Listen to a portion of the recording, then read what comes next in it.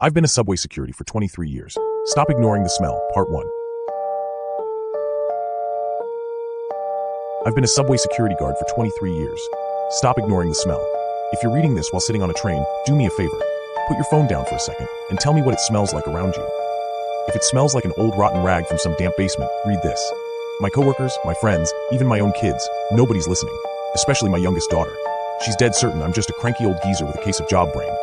Jokes that I've got early onset senility and tells me it's time to see a shrink or just pack it in and head to the nursing home. Look, I'm barely in my 50s and I'm damn sure not ready for the rocking chair yet. My gut has almost never steered me wrong, and right now, my gut is screaming. That's why I'm writing this before I leave. My job is to warn you. After that, do what you want. You've seen this new subculture spreading through the city like a rash, right? Look at them. I mean, really look at these kids. Let me explain. I work security for the subway. Standing by the turnstiles, watching the scanners bark, and seeing the same tired faces. My job is to keep an eye on the gates, making sure nobody hopped the turnstiles or brought anything through that didn't belong. It was only supposed to be a temporary gig, but I just stayed. The time at the gate is only one part of my routine. We rotate. 1 hour you're on the frisk, then you head to the back room to go blind staring at a grid of 30 cameras. Then you're out on patrol, back and forth, pounding the pavement. Whole day on your feet. Find out what happens next in part 2. By the time I get home, my soles are throbbing like a train ran over them. I've even got a ritual. Get home, first thing I do is shove my feet into a bucket of ice water. Without that, you ain't standing up the next morning. I buy expensive boots. I shove orthotic insoles in there. Never cheap out on that. The pay is decent enough. It covers life in this meat grinder. I even took my wife on a real vacation every year. She would have believed me, or at least she'd have listened. She always listened. I still carry her old Polaroid around. Nancy is watching over me from above, keeping me safe. I know it. Anyway, there are perks to being stuck underground. You find them after a while. Like the sounds and the smells that used to drive me nuts, I grew to love them. That cocktail of creosote and ozone, hot metal and the human soup. Cigarettes, sweat, perfume, cheap food, and all the rest. I learned to love the stink, even if I don't notice it much anymore. And I like people watching when I'm in the mood. Keeps me from dying of boredom. And hey, it's part of the job, noticing the little things. I can spot predators from a mile away. They try to blend in, acting casual, but I see what they're up to. I see the way they eye someone's bag, their pockets, or how tight a person is clutching their phone. I can snap office drones like twigs. Their bosses have better shoes and this calmer air about them. They look at me like I'm a piece of furniture, if they look at all. Tourists and locals, I know them instantly. I especially like watching the kids, even if I don't get them half the time. The fashion is weird. Sure, I've watched the clothes and the hair change for years, but some things stay the same. They want to rebel, to show they're different. They think they won't be standing here 20 years from now with a bad back and shot legs. God willing, kid. God willing. Find out what happens next in part 3. The most consistent thing is seeing the little groups. You see a pair and you know, yep, those two are in love. You can tell instantly. It's like the crowd and the stinking subway just vanish for them. I just wanted you to understand that I've been looking at crowds for 23 years, every damn day. I know how to spot details, even the tiny ones. Usually, it's all quiet. Most people are just buried in their phones, business as usual. But about 3 weeks ago, this kid caught my eye. Walked alone. I clocked him immediately, mostly because of his clothes. He was one of those alt types, plenty of them around. But this kid, he looked like he'd fought a dumpster for his hoodie and lost. Filthy, covered in stains. Who knows what color it used to be? Gray, maybe? Hood up, greasy matted hair sticking out, hands buried in his pockets. A junkie, I figured. Dead ringer. His eyes were pitch black, full-on sclera lenses covering the whites. Face was pale as a ghost, covered in these bumpy piercings. I remember giving my youngest Lara hell for that kind of crap when she was little. Glad my girl grew out of that phase. I marked the kid but didn't stop him. You see plenty of weirdos down here. Jump on every one of them and you're fast-tracking your own pink slip. Find out what happens next in part 4. When he hit the gate, I made my move. Just a casual stroll, like I'm doing my rounds, no bag on him. And his look wasn't like the usual threats I've seen. He was calm, too calm, walking steady, straight. As he passed, I took a sniff. None of that typical junky chemical funk. It was more like a basement smell, like the cellar at my cabin, damp, moldy, with a hint of a dead rat somewhere under the floorboards. Pure rot. Garbage notes too, spoiled food. But here's the thing, the hair on the back of my neck stood straight up when he went by. No idea why. Kid passed. I tracked him on the cameras, sat down, wrote his stop, got off. Normal. No incidents. I probably wouldn't have given him a second thought, if he was the only one. The second one, I remember her like it was this morning. Next day, early shift. She was wearing an office suit that didn't fit her rebel vibe or those black scleras at all. She walked straight, looking right ahead, didn't glance at the crowd, just a steady, focused stare. No bag, no deep pockets. On her white blouse, there was this weird yellowish stain, like someone had puked a long time ago and tried to wipe it off. She was clutching a wilted rose with both hands. Her nails were incredibly long, probably manicured, grayish black, and that same trail followed her. I thought right then, are she and that kid hanging out in the same stinking basement? They were too similar to be a coincidence. Find out what happens next in part 5. When she was close, I started breaking down her perfume in my head. rot, trash, dampness, and then that one note. My son has this stinking, bizarre cologne. He calls it niche. He spends half a paycheck on that crap. The perfume was called something stupid like Corpus Fluid Zero or whatever. You know the stuff. Smells like spit, urine, milk, and all kinds of weird animal business. That's how she smelled. Like she'd climbed out of a cellar, dug through a dumpster, and then doused herself in that stuff. And no, it wasn't your regular homeless combo. It was really something else. I couldn't let her pass. You okay, miss? I said, stepping into her path. She stopped and looked me in the eyes. God, I felt it then. Every hair on my body stood up. Every molecule was screaming at me to run. Just run. But damn it, I've been doing this a long time. I'm the law here. It's my duty. So I kept my cool and braced myself. The girl smiled, but just with her lips.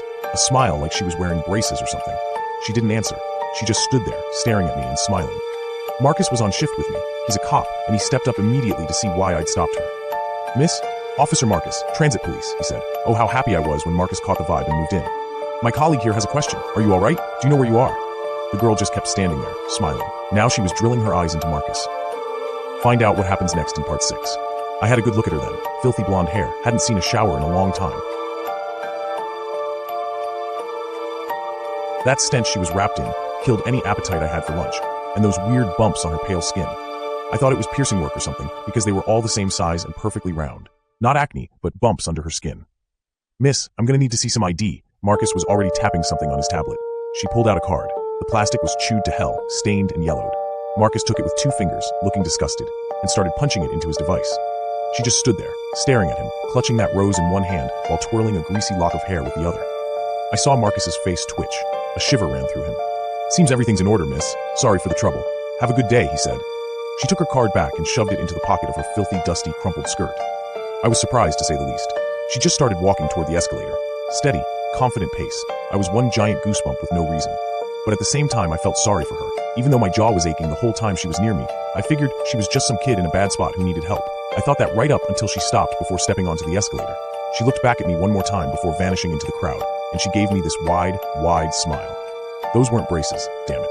Not braces. Find out what happens next in part 7. It was several rows of sharp teeth, like a shark's, sticking out like jagged cliffs. I thought for sure I'd gone crazy right then. But Marcus saw it too. He was standing there, pale as a sheet. Said that formally. Everything was fine. ID checked out, but he felt exactly what I felt. That overwhelming urge to drop everything and run as far as his legs would carry him, and an urge to let her go. The cameras showed everything was fine. She got off at her stop, rode in a packed car, standing like a sardine. Nobody paid her any mind. Nobody had questions, except me and Marcus, who didn't want to talk about it after we checked the tapes. He didn't show up for work after that. Then it got worse. The next day, I saw 2 more of them, dressed differently, but all wrong. It's spring, but one of them was in a heavy winter parka. The clothes were okay, but totally out of season and old-fashioned. The second one was dressed like a food delivery courier. The only things they had in common were the black scleras, nails, the pale skin with the bumps, the smell, and no gadgets. The guy in the parka was holding a newspaper. The courier didn't have a bag. He was carrying a small metal lunchbox. We only stopped the courier because of the box, and because I insisted. Both passed the check and moved on. The duty cop didn't even care. When I asked him, like, don't you see how weird this is? He just said something like, it's just the fashion these days. They're fine. Find out what happens next in part 8. The other guys on shift looked at me like I was a moron too whenever I tried to bring up the weirdos, especially the younger ones. Chill out, man. There's freaks everywhere now. It's just a trend. Yeah, a trend. The guy with the lunchbox? There was a raw chicken leg in there. And that newspaper? It was a vintage original. From back when I was a toddler getting smacked by my mom for being picky and not eating my spinach. That's when I realized either I'd totally lost my mind or everyone else had. And meanwhile, there were more of them every day. Groups of them now. I started calling those creeps basementers because of the paleness and the stink. The basementers always walked with purpose, always carrying something weird or hiding their hands in their pockets. The men and women all had the same long nails and other stuff.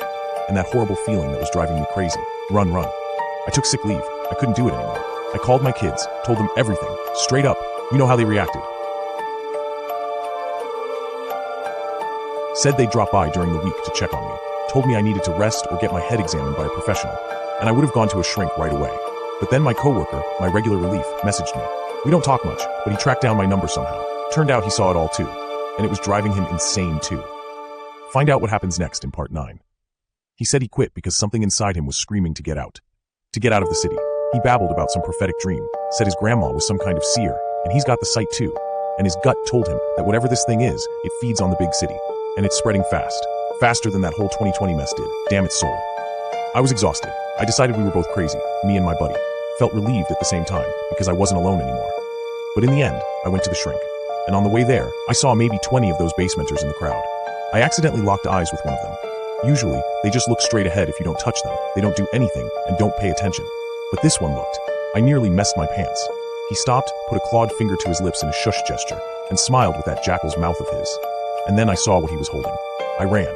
I made it to the doctor's office, and he prescribed me some sedatives, said at least I wasn't hallucinating, because he sees them too, the weird kids with the weird fashion. Said it's nothing to worry about, fashions change, and the city's always full of strange people. Well, at least I know there's no point in going to the cops, they'll just turn me away too. Besides, my instincts are screaming that I need to leave now. Time's running out. Find out what happens next in part 10. I don't know what's next. I've been blowing up my kids' and friends' phones. Some of them listened, promised they'd at least head out to the country for the weekend if they can. My kids said they'd come too. We aren't that close, but they're my kids. If they don't show up, I don't even want to think about it. I'm finishing this message now. My bags are packed. I'm catching the first bus to my place in the countryside, and I suggest you do the same. Or if you still think I'm just some burnt-out fart losing his grip, at least take a good look at the people around you in the crowd, even if they look perfectly normal. Make an effort. Look closer. Take a sniff. See what they've got in their hands. Like that guy in the crowd when I was on my way to the dock. In his thin palm, with those long, black, sharp fingertips, he was holding an old Polaroid, the one that went missing from my uniform pocket a couple of days ago. The photo was of my old lady, rest her soul. The one I took when we were at the beach, that light beige dress, she was holding,